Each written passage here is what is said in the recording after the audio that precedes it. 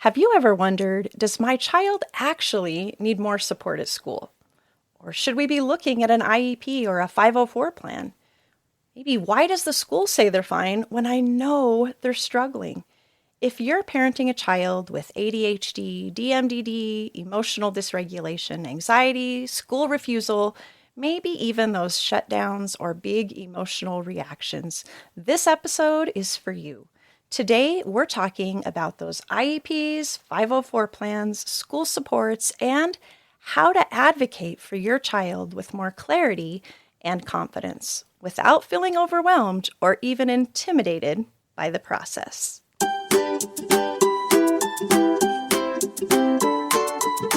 Ever feel like one meltdown turns your day upside down? Are you walking on eggshells with emotions and challenging behaviors? Need peace in your home? You're in the right place.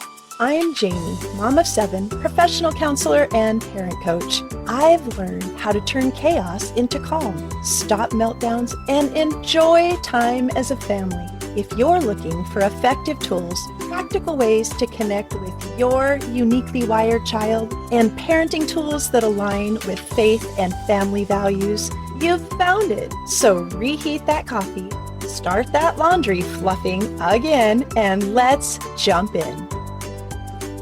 If you're parenting a child with ADHD, emotional dysregulation, anxiety, school refusal, shutdown, or those big, messy reactions, this episode is for you. We're going to be talking about all of those things that can be so hard to understand, but I'm really glad you're here today because I know school struggles and support decisions can feel emotional, confusing, and honestly, sometimes even a little intimidating as a parent. So today I wanted to bring in someone who has both professional insight and compassionate understanding from a parent's perspective in this process to help us better understand IEPs, 504s, and how to advocate for our emotionally intense or neurodivergent kids with more clarity and confidence. Today, I'm joined by Elise Sheeler, a licensed practicing speech-language pathologist, special needs advocate, homeschool coach, and the host of Speaking Life into Motherhood podcast. For the past 12 years, Elise has served on IEP teams, helping families navigate school support, communication challenges, learning differences, and the often overwhelming process of advocating for children with additional needs. She's also the founder of Speaking Life, Speech Therapy and Wellness, and creator of the Speaking Life into Homeschool coaching program. This is where she helps Christian moms build confident, personalized education plans for their uniquely wired child. What I love about Elise is that she brings both professional insight and that compassionate understanding to her conversations. She truly understands the emotional side of parenting children who need extra support. And Elise, you have such a calm, practical way of helping parents feel more confident and equipped. So I'm so glad that you're here with us today. Well, thank you so much for having me, Jamie. You bet. Say, we've got so much we can cover here. Let's just start with this. When parents start feeling like something is maybe being missed at school, what are some signs that it might be time to explore some additional support? I think the biggest thing is to start by asking whoever your child is working with the most, whether that's the general education teacher, maybe they are in a preschool setting where there might be daycare providers. Talk to that person first. Ask them how they're doing. Have they been noticing, maybe if you're at home noticing some difficulties, are they noticing those same things at school? What does that look like at school? Sometimes you can do a little bit of like comparing and contrasting about the behaviors or the concerns that you have at home with what's happening at school. And that's the first thing, right? Once we have an idea if they are having the same concerns, then we can kind of go from there. If they're not having concerns, then we can start talking about, well, what's happening differently at school and what's happening differently at home that might be causing some of that differences that we might notice. So true. Thanks for making that clear for us. I know a lot of parents hear terms like IEP and 504 plan, and they might immediately feel overwhelmed or even intimidated. Can you just help explain the difference in a simple, maybe parent-friendly way? Sure. So legally, if there is a suspected disability that is affecting a child's ability to reach grade level standards, an IEP evaluation should be completed. And honestly, that can come from anyone. So that could be a parent, that could be one of the teachers, that could be typically that's where it falls. And it could be the school psychologist, someone else within the special ed team at the school. So someone just has to initiate that. And then an evaluation has to be completed. Legally, that has to be completed. And the school also has the job of determining what needs and what areas should be evaluated. That does not necessarily mean that this child will then qualify for services. If they do, then the IEP team would put together a plan. So they would document what are the students' current levels, whether it's functional, whether it's academics, and how are these current levels, these current skill levels or current difficulties impacting their ability to be able to complete tasks and access the school environment at that grade level. They would come up with a plan, they would set up goals, and then based on that, they would determine the services. So what services are needed in order to be able to help this child get closer to grade level expectations. So an IEP, the big difference I would say is that an IEP is based on certain criteria in the school. And if they meet that school-based criteria, then there is a plan created.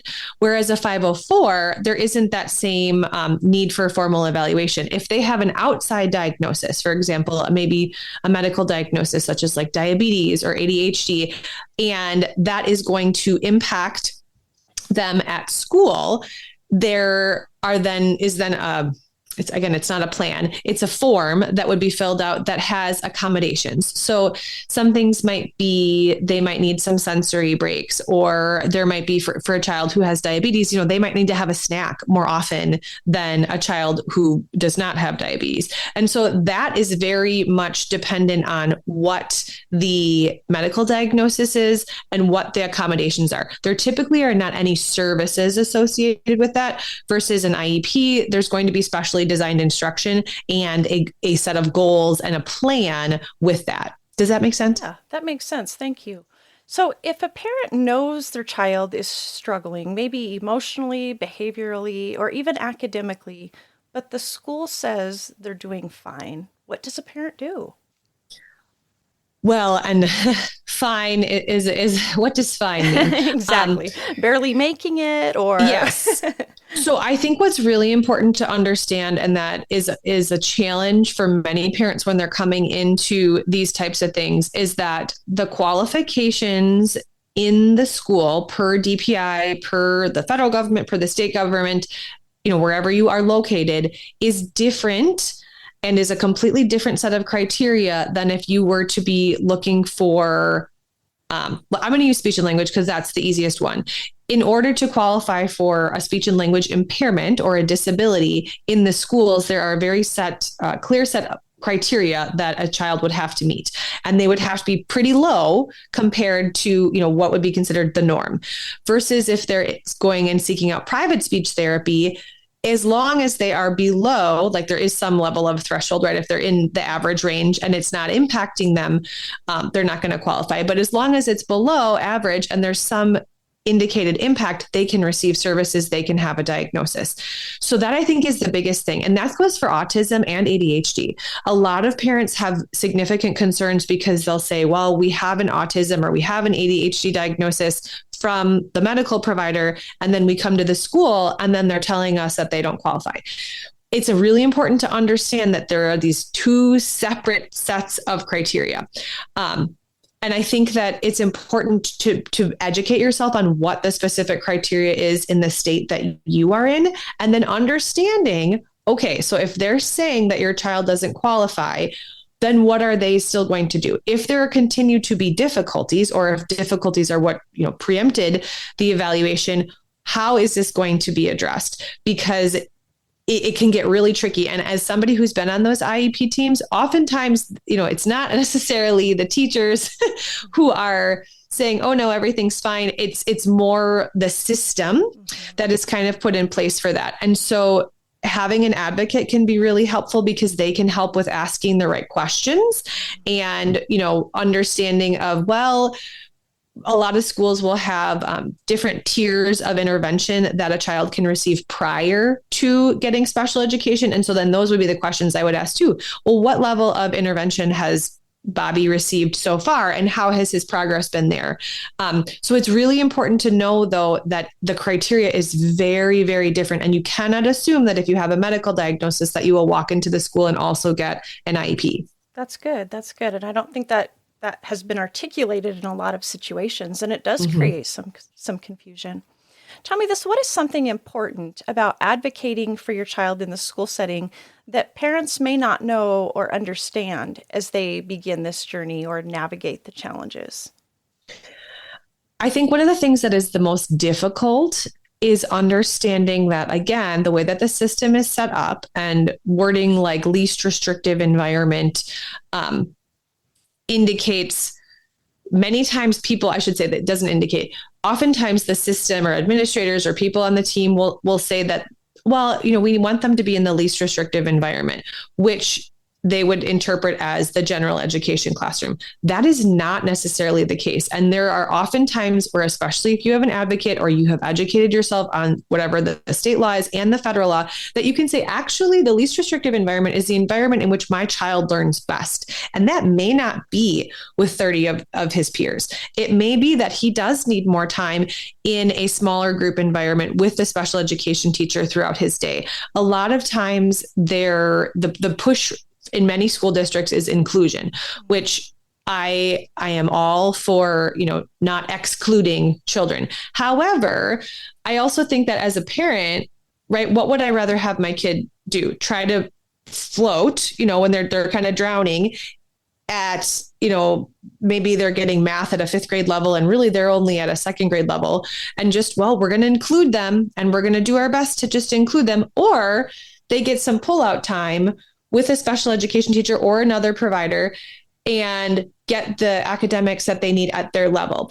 That is super important. And so knowing that, yes, you can advocate, or you can say, I don't think that this is the least restrictive environment. And when you use words like that, that's when things start to happen. You can say, well, I want them to be pulled out of the classroom. Well, that's, yes. And that are they the same thing? Probably. But using that type of terminology and understanding that, like, they have a right to the least restrictive environment, which is where they will learn the best. My child has sensory processing difficulties. And especially if they're being taught new information, they're going to have a really hard time if there's a lot of noise in the classroom. And that's, that might just be an example.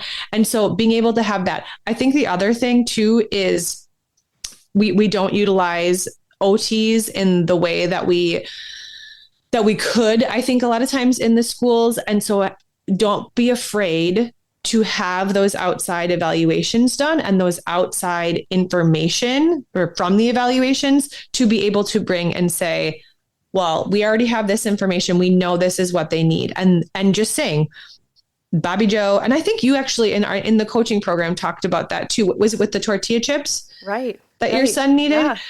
Yeah. So maybe you could expound on that a little bit, where it was like, no, this is not him. It's not a snack. We are using these as a sensory tool, using the lime, lime flavored tortilla chips, chili lime tortilla chips, and how it was a sensory tool for him. It was alerting. It was something that was kind of a, calming when he was feeling anxious. We used some of those kind of things, whether it was the lemon drops or the chips, that other people may perceive as snacks, were really a sensory tool, and being able to advocate for that so that they could understand that too.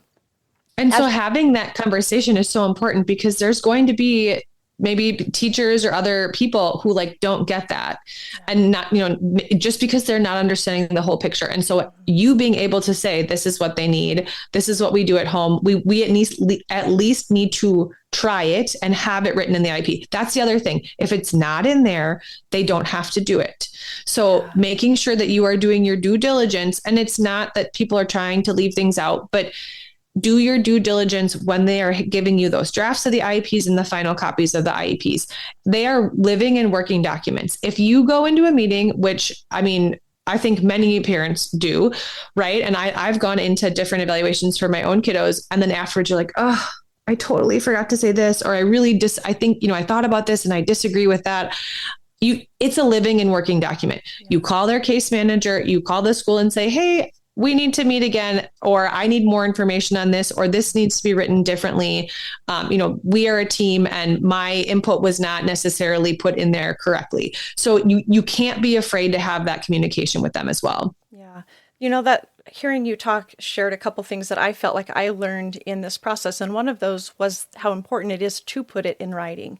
That so many times we were having conversations or we were even in agreement about what we thought was going to happen. And what I didn't understand is that when you put things in writing, it starts a different time clock. Mm-hmm. And the school responds differently and in a different time span if it is a written request, and how important that really was. And so I appreciate those things that you've brought to our attention. Things for us to know as we're kind of navigating what for many of us is a new world.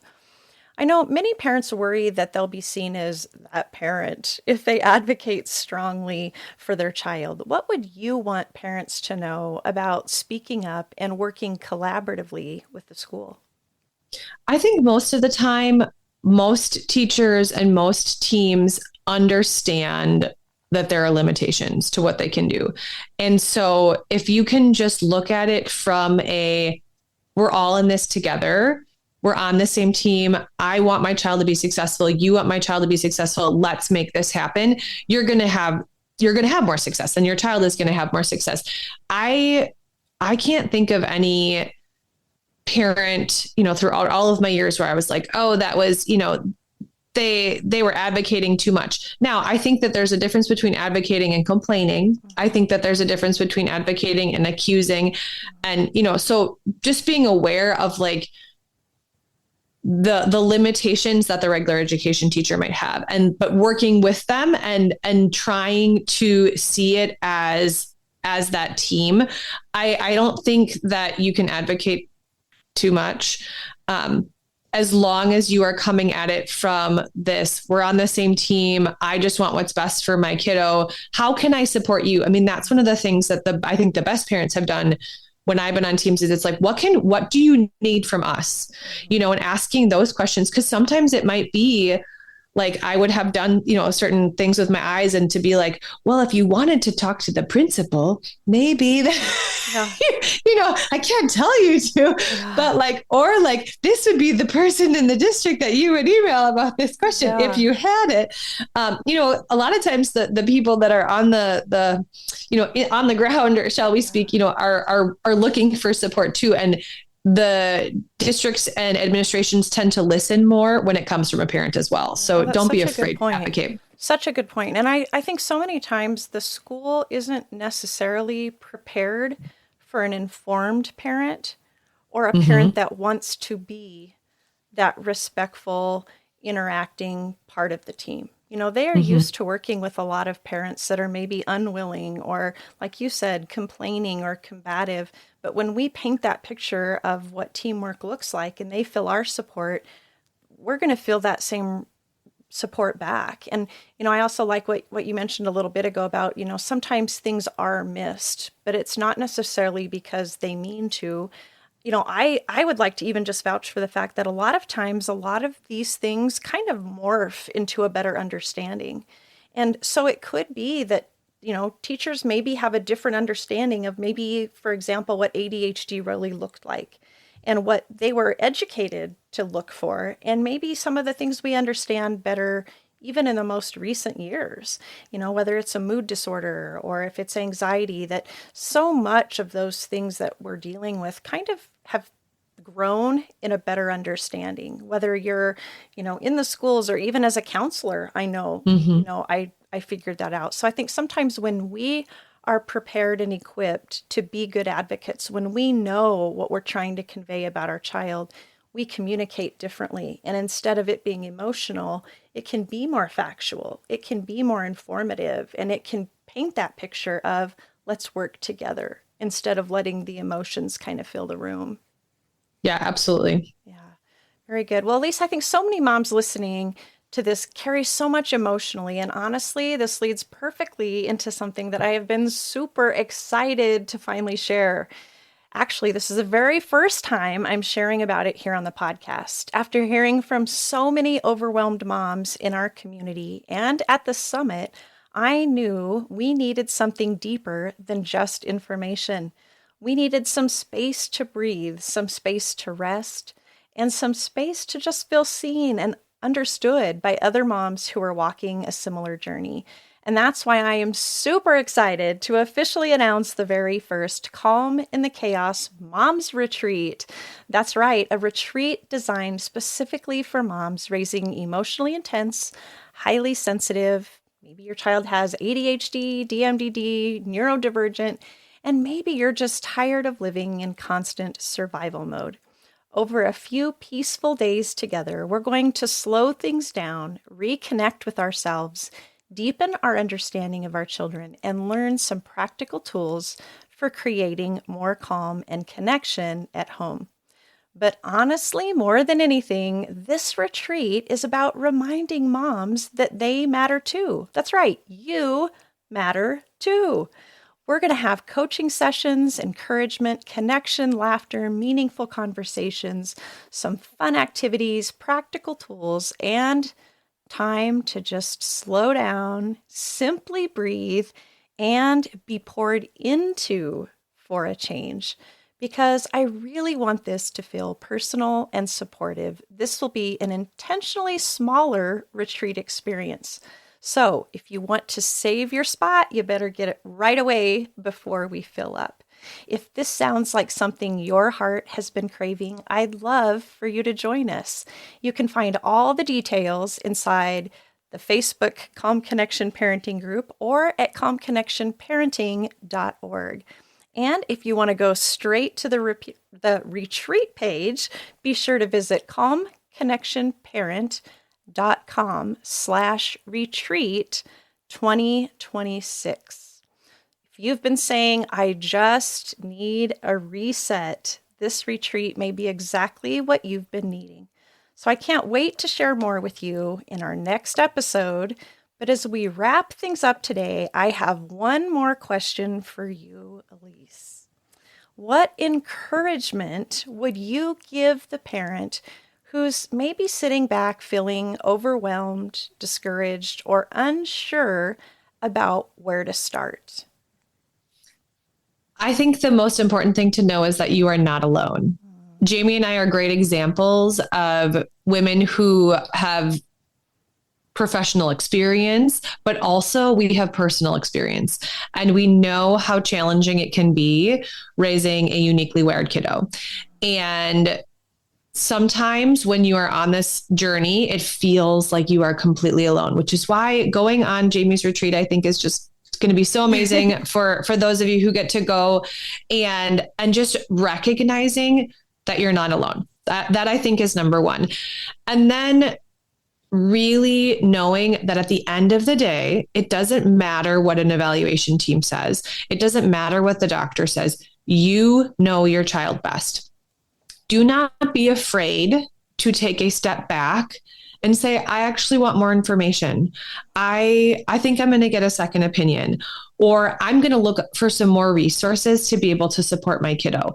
Because I think that's the biggest challenge, is when we feel like we don't know what to do. I always feel good, when I'm supporting my kids, if I'm like, well, we're just doing the next thing. Like, now I know what to do. And surrounding yourself with people like Jamie, and I've come on before, I've utilized your coaching program, and having supports and people who can say, hey, have you looked into this yet? Have you thought about this? Or do you just need some respite? Like, maybe I'm just going to take your kiddos for the weekend. And, finding those people, I think, is really important too, because we cannot, and we say this all the time, right? We can't pour into others when we are not full. And just know that you're not alone. God's got this. God is with you. And just taking those first steps And once you start to realize that I can do this, I can advocate, it's a journey. It's not going to be over tomorrow, but just know that you can continue taking those steps and supporting that kiddo and making progress. Oh, that's great. Thank you so much. As you know, each episode, I like to share a quick win for the week. So this week, I want you to start tracking patterns instead of just behaviors. This week, maybe you jot down when your child seems most overwhelmed, resistant, emotional, or exhausted around school. Maybe you look for patterns in timing, days, subjects, transitions. Maybe it's social situations or just those after school things you deal with. And even if you're nearing the end of your school year, you just might get some insight into what your child may need in the year ahead. So be sure to check out that mom's retreat and take advantage of the early bird pricing. We may have a couple scholarships available, so please take a look and fill out the scholarship application if interested, because taking care of you is a priority when it comes to advocating for your child. And remember, as you head into the week ahead and as you observe your child, curiosity often gives us better answers than correction.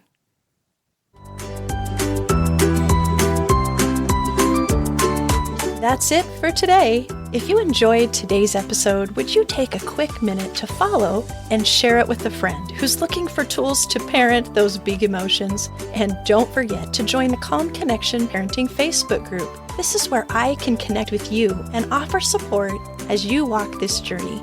All right, I'll let you decide whether to fluff or fold that laundry now. But I'll meet you back here next week. Until then, keep calm and parent on.